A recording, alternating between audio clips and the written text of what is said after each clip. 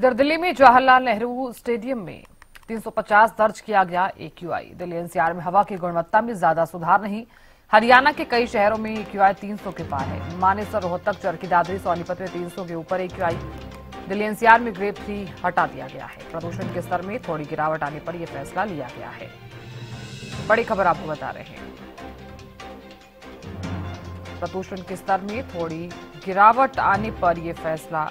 दिल्ली में जवाहरलाल नेहरू स्टेडियम में 350 दर्ज किया गया AQI। तो ये बड़ी खबर आपको बता रहे हैं। तो दिल्ली NCR में हवा की गुणवत्ता में ज्यादा सुधार नहीं है। हालांकि ग्रेड 3 जो है वो हटा दिया गया है। तो प्रदूषण के स्तर में थोड़ी गिरावट आने पर यह फैसला लिया गया है।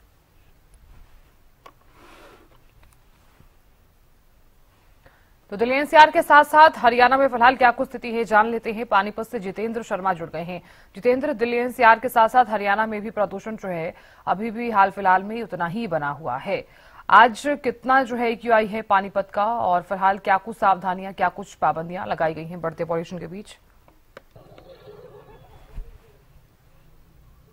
साधना, बिल्कुल देखिए, सबसे बड़ी राहत की बात तो ये है कि जिस तरीके से हम ग्रेड 4 की तरफ बढ़ रहे थे, लेकिन उसके मद्देनजर हवा की गुणवत्ता जो है थोड़ी ठीक हुई है। और यही कारण है कि NCR के अंदर, दिल्ली के अंदर जो ग्रेड 3 था उसकी जो गाइडलाइन है उसको जो है वापस लिया गया है। वहीं आपको ये भी जानकारी दे दें कि हरियाणा के अंदर जो है तमाम जो जिले हैं उनका एयर क्वालिटी इंडेक्स जो है लगातार जो है 300 के करीब बना हुआ है। अगर पानीपत की मैं बात करूं तो देखिए, पानीपत में भी कल 325 के करीब था, इस समय भी जो है ये 289 के करीब दिखा रहा है। तो आप अंदाजा लगा सकते हैं कि लगातार जो है कहीं ना कहीं प्रदूषण जो है वो बढ़ रहा है। लेकिन फिलहाल जो है जिस तरीके से आने वाले समय को लेकर जो है मौसम वैज्ञानिकों का कहना है कहीं कहीं बारिश भी बताई जा रही है, उसके मद्देनजर और जिस तरीके से सूर्य भगवान के जो है अभी दर्शन हुए हैं, तो कहीं ना कहीं उन छटाओं को हटाने में भी काफी मदद मिलती है। और यही कारण है कि थोड़ी सी लोगों को राहत मिल सकती है। लेकिन इसको बिल्कुल नजरअंदाज ना करें, क्योंकि अब भी जो है, क्योंकि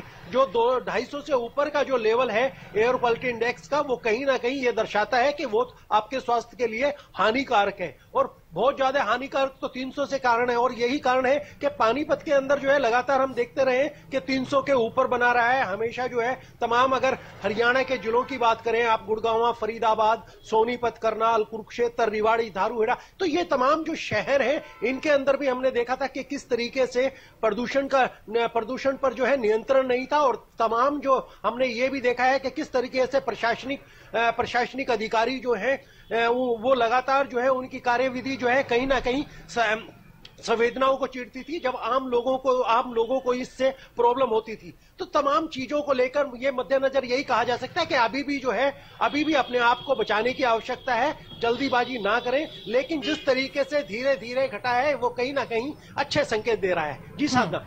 बिल्कुल जितेंद्र, देखिए, हालांकि ग्रेड 3 तो जो है वो हटा दिया गया है, लेकिन ग्रेड 1 और ग्रेड 2 अभी भी लागू है, क्योंकि पॉल्यूशन कुछ हद तक कम हुआ है लेकिन पॉल्यूशन खत्म नहीं हुआ है। ग्रेड 2 और ग्रेड 1 के तहत क्या कुछ पाबंदियां रहती हैं जितेंद्र? देखिए साधना, सबसे बड़ी बात यह है कि जिस तरीके से हम देखें, अगर ग्रेड 1 की बात करें तो कहीं ना कहीं जिस तरीके से NH44 की बात करें या तमाम ऐसी जगह है, तो वहां पर जो है पानी का छिड़काव होना बहुत अनिवार्य है। और दूसरी बात है, ग्रेड 1 हो या ग्रेड 2 हो, मास्क लगाना बहुत जरूरी है। तमाम जो कंस्ट्रक्शन के काम है उन पर रोक लगाई जाती है। हाँ, ये जरूर कह सकते हैं कि कहीं ना कहीं जो है आम लोग जो है, जिस तरीके से हमने देखा था OD1 को लेकर जो है, तो कहीं ना कहीं उसमें जो है वो रिलीफ मिल सकता है। लेकिन सबसे बड़ी बात यह है कि लगातार जो है प्रदूषण का अभी जो एक मानक है वो अभी कम नहीं हुआ। हाँ, ये जरूर है, पाबंदी हटाई गई है आने वाले दिनों को लेकर, तो कहीं ना कहीं पाबंदियां वही हैं। और जिस तरीके से हमने ग्रेड 3 में देखा था कि ग्रेड 3 में तो बिल्कुल एज ए कर्फ्यू की तरह, क्योंकि हम इस तरीके से बढ़ रहे थे, पर्यावरण प्रदूषण भी बढ़ रहा था। लेकिन कहीं ना कहीं ये लोगों के लिए राहत की बात है। लेकिन तमाम जो चीजें हैं वो वही रहेंगी, चाहे आपको मास्क लगा के निकलना हो, या कंस्ट्रक्शन का काम पूरी तरीके से बंद हो, या सफाई कर्मियों को देखा था कि किस तरीके से वो सफाई करते थे, तो उसके लिए भी छिड़काव की व्यवस्था है और तमाम सुबह शाम जो है नगर निगम या नगर पालिका जहां पर भी है वो पानी की व्यवस्था की जाए। और वायु गुणवंत की जो टीम है वो लगातार एनसीआर क्षेत्र में जांच भी कर रही हो, चाहे सोनीपत हो, करनाल हो, रोहतक हो, गुड़गांव हो। तो ऐसी तमाम फैक्ट्रियां जिनकी चिमनियों से रात को धुआं निकलता है या किसी तरीके से इस तरीके का प्रदूषण को फैलाने में वो समर्थ है, तो उन पर कहीं ना कहीं कार्रवाई भी करती है। और वो चीजें अब भी जारी रहेंगी, क्योंकि अभी आज की डेट में जो है एनसीआर में ग्रेड 3 के मापदंडों को हटाया गया है, लेकिन अभी आप आने वाले समय को लेकर ये नहीं कह सकते कि ये घटेगा। हो सकता है आने वाले दिनों में ये फिर और बढ़ जाए। तो तमाम चीजें हैं जो गाइडलाइन है वो फिलहाल यूं की यूं रखी गई हैं। जी साधना। बिल्कुल जितेंद्र, देखिए हालांकि ये जरूर कहा जा रहा था कि अगर इसी तरह से पॉल्यूशन बढ़ता है तो ग्रेड 4 जो है वो लगाया जा सकता है, लेकिन आप जिस तरह से जानकारी दे रहे हैं कि ग्रेड 2 के तहत जो पाबंदियां हैं वो अभी भी लगी हुई हैं। और ऐसे में अगर निजी वाहन को लेकर और साथ ही जो डीजल और पेट्रोल के जो वाहन हैं वो अन्य राज्यों में नहीं जा सकते हैं, यानी कि दिल्ली एनसीआर में भी जो एंटर है हरियाणा के जो वाहन है वो नहीं कर सकते हैं, इसको लेकर क्या जानकारी मिल पा रही है? देखिए साधना, अगर मैं बात करूं तो अगर डीजल की गाड़ियों को लेकर तो एक गाइडलाइन जारी हुई थी तमाम यूपी के, जैसे एनसीआर में आप गुड़गांव है, गाजियाबाद है और तमाम जो है बागपत है, बुलंदशहर है, यूपी के कुछ शहर है। तो तमाम चीजों को लेकर आने वाले समय में आप ये भी देख सकते हैं कि डीजल की गाड़ियों पर बिल्कुल पाबंदी लग जाएगी और डीजल जो है मिलना भी मुश्किल हो जाएगा। तो वो चीजें जो है वो उस चीजों को लेकर भी कहीं ना कहीं वायु गुणवत्ता विभाग जो है उसको भी जांच परख कर रहा है। और सबसे बड़ी बात यह है कि तमाम गाड़ियों से संबंधित जो है उनकी गुणवत्ता को लेकर भी तमाम जांचें हो रही हैं, चाहे एनसीआर का क्षेत्र हो या NH44 हो या तमाम नेशनल हाईवे हो, उनके अंदर जो है, क्योंकि अब इस चीज को लेकर जो है तमाम जो है मैं कहूंगा कि राज्य सरकारों की जो नींदें हैं, जो राज्य सरकार है वो कहीं ना कहीं इस पर जो है संज्ञान लेती नजर आ रही है।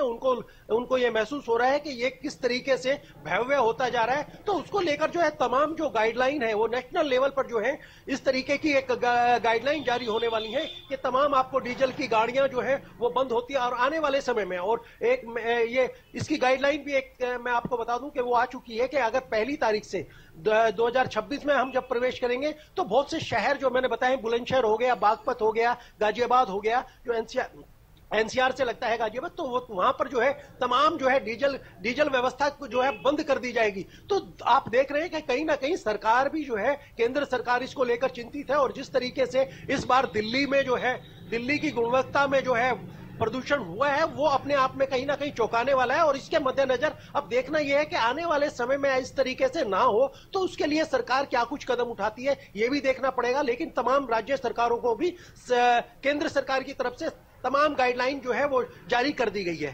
जी साधना। बिल्कुल जितेंद्र, देखिए तमाम गाइडलाइंस तो जारी की गई है, हालांकि तमाम गाइडलाइंस के बीच में सबसे ज्यादा जरूरी हो जाता है कि एक आम जो नागरिक है क्या वो जागरूक है। ये सभी बातें जो हैं वो अगर एक आम नागरिक को पता है तो ही वो अवेयर हो सकता है। तो ऐसे में प्रशासन कितना एक्टिव नजर आ रहा है लोगों को जागरूक करने के लिए, क्योंकि हम लगातार देख रहे हैं, आपने जो जानकारी दी है, जो गाइडलाइंस जारी की गई हैं, जो फैसला सरकार की तरफ से सुनाया गया है, ना जाने कितने ऐसे लोग हैं जिन्हें पता भी नहीं है। बिल्कुल बिल्कुल साधना, इसमें कोई दो राय नहीं है। हमने वो भी देखा है कि पानीपत में हो या तमाम जगह आम कंस्ट्रक्शन का काम हल्का फुल्का चल रहा है। उसके बाद हमने तमाम लोगों से पूछा, उनको कुछ नहीं पता कि क्या चल रहा है क्या नहीं चल रहा। लेकिन लोगों को जब एहसास होता है, जब उनकी आंखों में जलन हो जाती है, गले में जो है खराश हो रही है, खांसी हो रही है, तमाम जुकाम बुखार, तो ये जो चीजें हैं ये तमाम चीजें ऐसी नहीं है कि इस समय जो है इस तरीके का मौसम चल रहा है। ये तमाम चीजें जो है प्रदूषण की वजह से हो रही है। जब वो डॉक्टरों से मिलते हैं तो कहीं ना कहीं डॉक्टर उनको बताते हैं। तो इसको लेकर जो है एक मैसेज जो है पूरी तरीके से, मैं मानता हूं कि पूरी तरीके से जो है प्रशासन की तरफ से तमाम जगह, कोई भी जगह हो वहां पर नहीं पहुंचा है। आम बच्चे जो है पढ़ने वाले वो जरूर थोड़ा सा गाइडलाइन को फॉलो कर लेते हैं, लेकिन जिस तरीके से रूल रेगुलेशंस बनाए गए हैं या गाइडलाइन दी गई है ग्रेप्स 3 की हो, ग्रेप्स 2 की हो, तो वो चीजें जो है पूरी तरीके से नहीं, मैसेज जो है वो कन्वे नहीं हो पाया है। यही कारण है कि हम देखते हैं कि तमाम लोगों को जो है इसके बारे में अभी जानकारी नहीं है। जानकारी तब मिलती है उनके जो बच्चे बीमार होते हैं, तो वो डॉक्टरों के पास जाते हैं, तो वो बताते हैं कि इस तरीके से जो है आप बचें। तो ये चीजें जो है ये भी इसके मद्देनजर भी जो है तमाम प्रशासन को इस तरीके का एक मूवमेंट जो है वो चलाना चाहिए था। वो कहीं ना कहीं जमीनी स्तर पर प्रशासन भी जो है वो फेल होता नजर आया है। कहीं ना कहीं लोग बाग जो है खबरों को देखकर जरूर थोड़े से जागरूक हुए, उनको पता लगा है कि हाँ, ये इस तरीके से एयर क्वालिटी इंडेक्स कितना बड़ा है, क्या क्या दिक्कतें आ रही हैं। जब आम लोगों को आते जाते जो है आंखों में जलन होती है, तब उनको महसूस होता है कि कहीं ना कहीं कोई दिक्कत है। तो ये सारी चीजें जो है कुल मिलाकर जो है प्रशासन और राज्य सरकार जिस तरीके से लगातार गाइडलाइन भी हो रही है, तो अगर उस गाइडलाइन को लेकर जो है फॉलो होता, उसके प्रिंसिपल्स को का पालना होता, तो कहीं ना कहीं ये चीजें जो है दिखाई नहीं देती। लेकिन वही ढाक के तीन बात है कि धीरे धीरे अब आने वाले समय को लेकर जो है वो क्या कुछ होने वाला है। सर्दी आ रही है, सर्दियों को लेकर जो है तमाम चीजें। और मैं एक चीज साधना यहां ये भी जिक्र कर दूं, देखिए कंस्ट्रक्शन का काम था, प्रशासन को पता था कि इस समय जो है वायु गुणवत्ता में जो है जो कमी आती है, तो तमाम कंस्ट्रक्शन अब किए गए हैं। जो प्रशासनिक अधिकारी है, क्या उनको पता नहीं था कि ये समय ऐसा रहता है,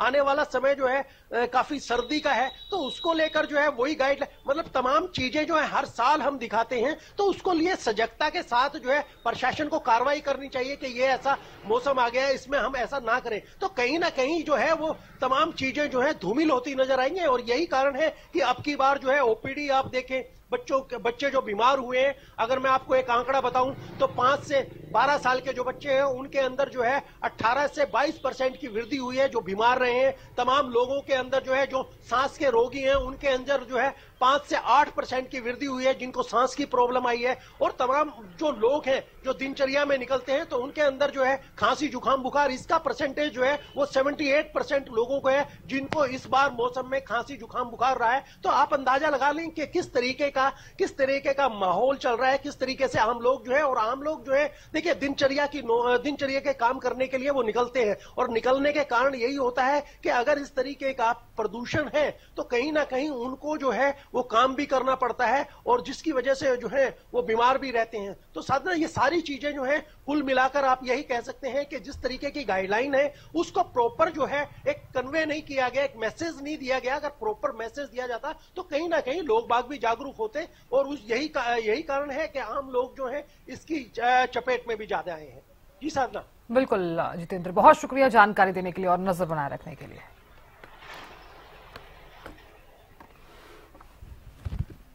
तो दिल्ली एनसीआर की हवा की जो गुणवत्ता है उसमें ज्यादा सुधार नहीं देखा जा रहा, हालांकि ग्रेड 3 जो है वो हटा दिया गया है।